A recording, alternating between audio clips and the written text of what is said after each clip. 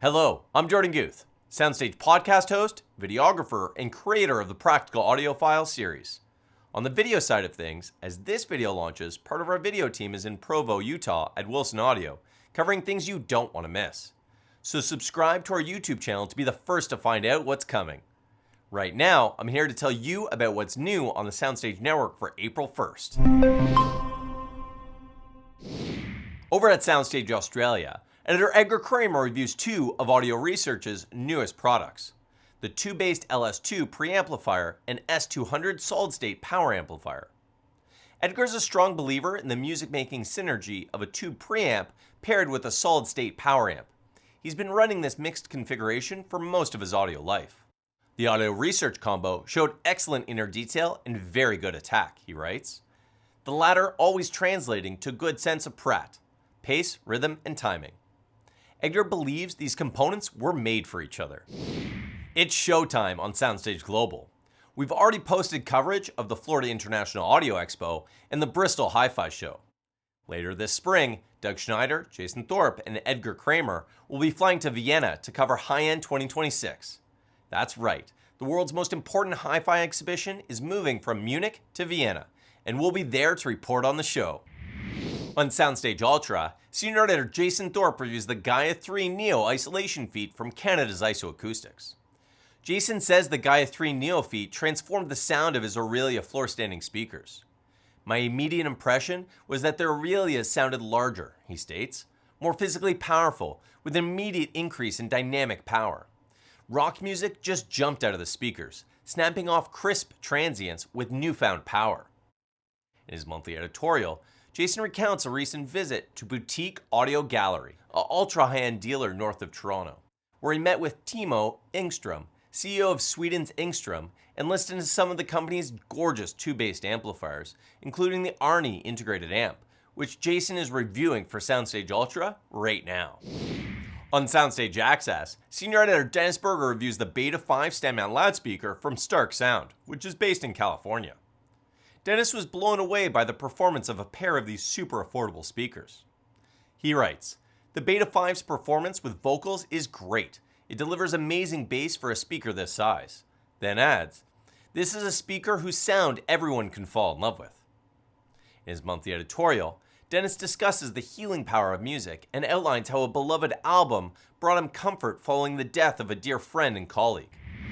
For his System 1 column on SoundStage Hi-Fi, Doug Schneider reviews the Moon 371 streaming integrated amplifier, the first component in SimAudio's new Compass collection. Doug auditioned the Moon 371 with 3 different loudspeakers in 2 different rooms. He concludes, "The 371 is a feature-rich amplification centerpiece that can provide stellar sonic performance, likely to last through many iterations of speaker or turntable upgrades. It's what I like to call a keeper component."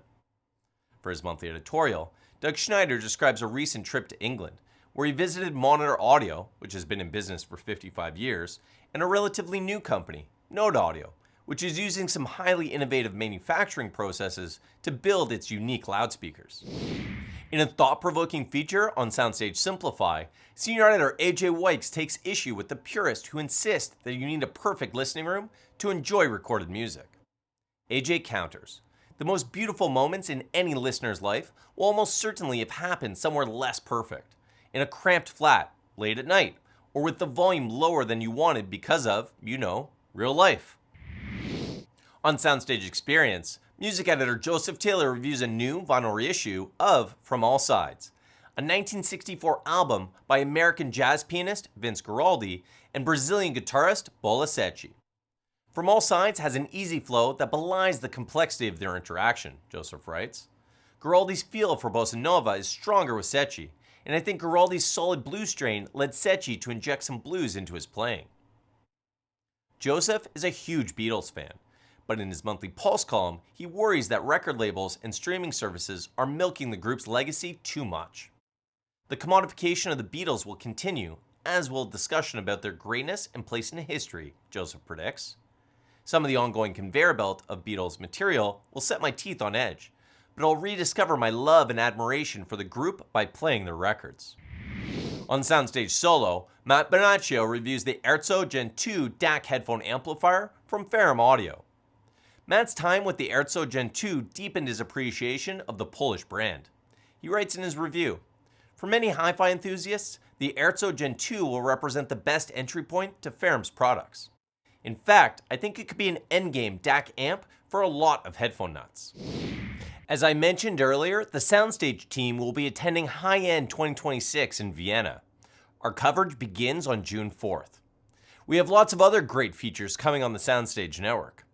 On May 1st, SoundStage Access will have Dennis Berger's review of NAD's affordable C3030 integrated amplifier. And SoundStage Simplify will have Al Griffin's review of Klipsch's Flexus Core 300 soundbar, which is the first soundbar with built-in D-Rack live room correction. Also on May 1st, you can read Philip Odette's review of SVS's flagship sealed subwoofer, the SB17 Ultra Evolution, on SoundStage Hi-Fi. Finally, I want to mention we'll be doing a lot of traveling.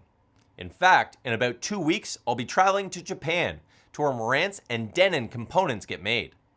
I'll be shooting videos while I'm there, which you'll be able to see on our YouTube channel shortly after I return. Thanks for watching, and see you on April 15th.